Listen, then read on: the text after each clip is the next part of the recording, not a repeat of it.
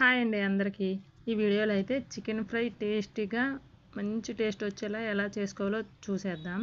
ఫస్ట్గా ఒక బౌల్లో చికెన్ని తీసుకొని అందులో 2 టైమ్స్ వాష్ చేసినాక కొద్దిగా కొత్తిమీర, అల్లం వెల్లుల్లి పేస్ట్, అలాగే కొంచెం ధనియాల పొడి, గరం మసాలా వేసుకున్నాక కొంచెం పసుపు, కారం, సాల్ట్ వేసుకున్నాక అలాగే అందులో 1 టేబుల్ స్పూన్ వరకు కార్న్ఫ్లోర్, 1 టేబుల్ స్పూన్ వరకు శనగపిండి కూడా వేసుకొని కొంచెం నిమ్మరసాన్ని కూడా వేసుకున్న తర్వాత 1 స్పూన్ వరకు ఆయిల్ వేసుకున్నాక బాగా మిక్స్ చేసుకోవాలి.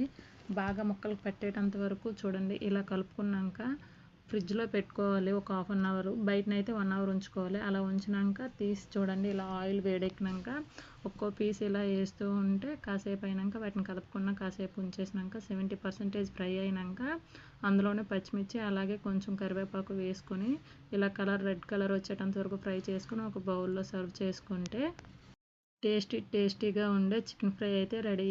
మా చిన్నోడు ఇదే ఫస్ట్ టైం అండి తినడం. అంతే ఈ వీడియో. బాయ్.